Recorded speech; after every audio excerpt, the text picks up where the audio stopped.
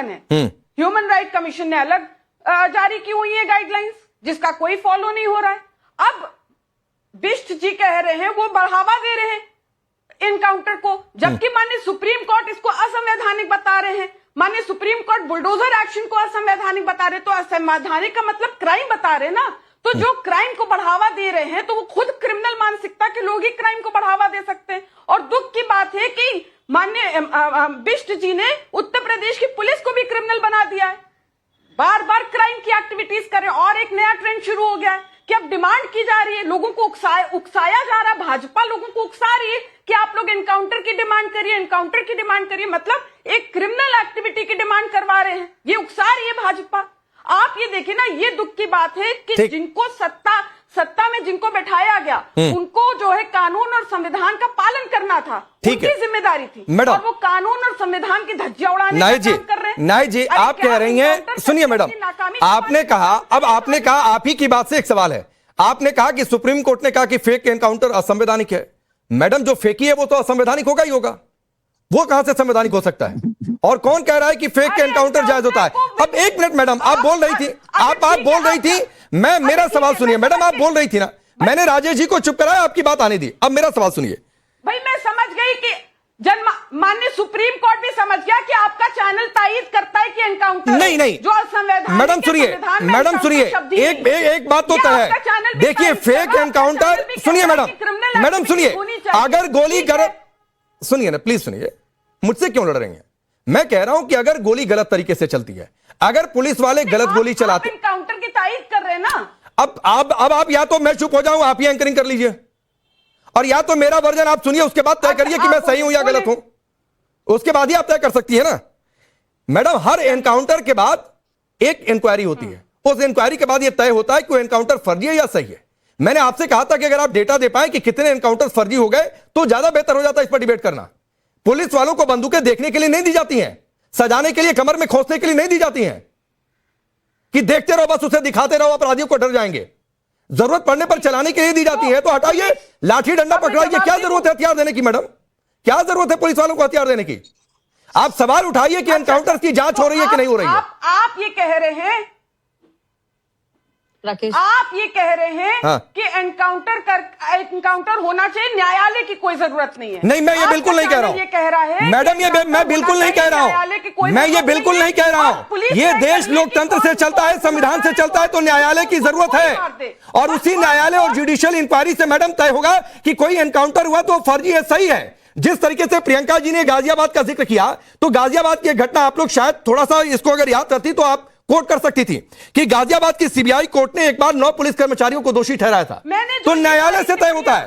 तो आप छोड़ दीजिए उधर की बात, लेकिन सुजाता जी, अगर एनकाउंटर से ही तय हो जाएगा कि कौन सी सरकार संवैधानिक, आप मेरी बात सुने, क्या आप मेरी क्या, अब इनको चुप कराइए प्लीज, अब सबसे लास्ट में मेरे पास आते हैं राकेश जी। सारी माननीय सुप्रीम कोर्ट की नहीं, आप मेरी बात सुने राजेश जी, एक सेकंड रुकें। हाँ चलिए, एक सेकंड। जितनी सारी माननीय सुप्रीम कोर्ट की टिप्पणियां को उल्लेख किया, ये सारी टिप्पणियां स्पष्ट बता रही माननीय सुप्रीम कोर्ट की एनकाउंटर्स के ताल्लुक में है।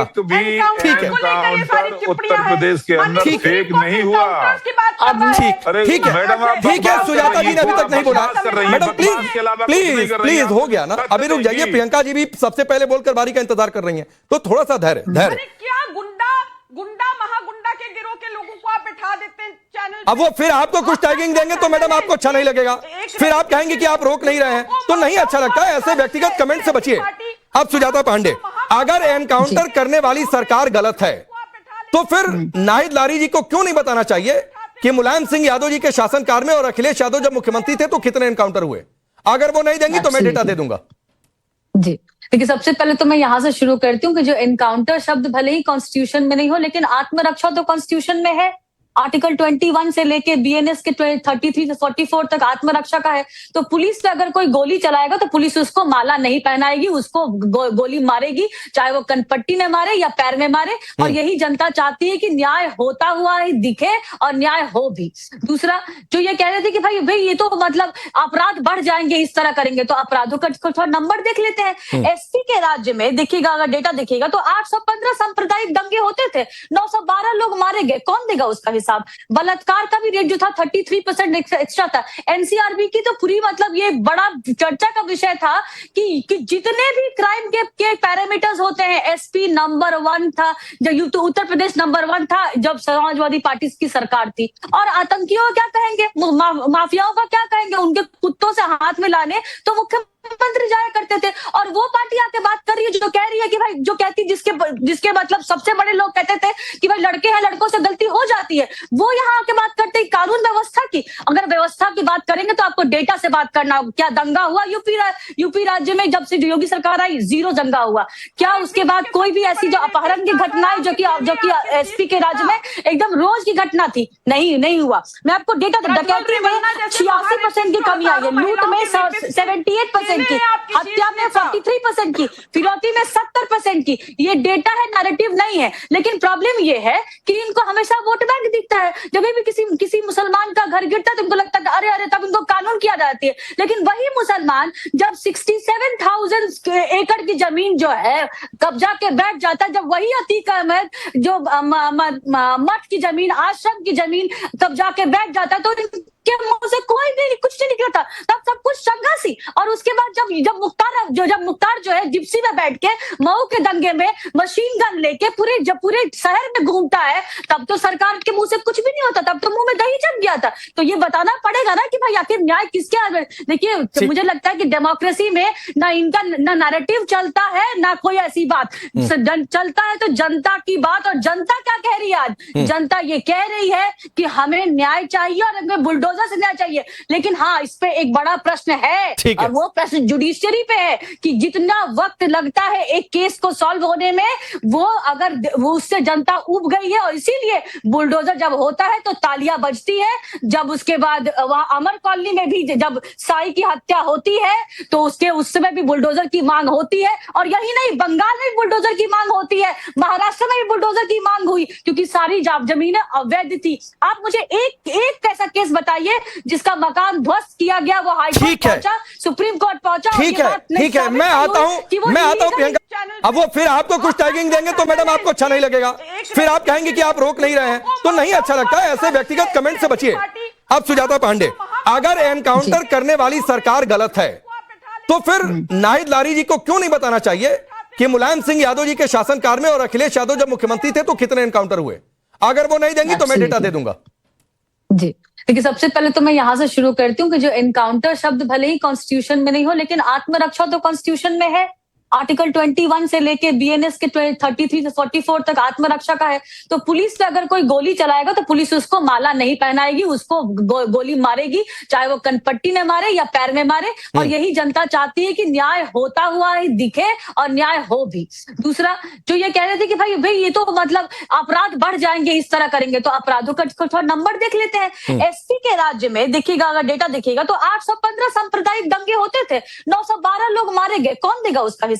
बलात्कार का भी रेट जो था 33% एक्स्ट्रा था। एनसीआरबी की तो पूरी मतलब ये बड़ा चर्चा का विषय था कि जितने भी क्राइम के पैरामीटर्स होते हैं, एसपी नंबर 1 था, जब उत्तर प्रदेश नंबर 1 था जब समाजवादी पार्टी की सरकार थी। और आतंकियों का क्या कहेंगे, माफियाओं का क्या कहेंगे, उनके कुत्तों से हाथ मिलाने तो मुख्यमंत्री जाया करते थे। और वो पार्टी आके बात कर रही है जो कह रही है कि भाई, जो कहती जिसके मतलब सबसे बड़े लोग कहते थे कि भाई लड़के हैं, लड़कों से गलती हो जाती है, वो यहाँ आके बात करते हैं कानून व्यवस्था की। अगर व्यवस्था की बात करेंगे तो आपको डेटा से बात करना होगा। क्या दंगा हुआ यूपी राज्य में जब से योगी सरकार आई? 0 दंगा हुआ।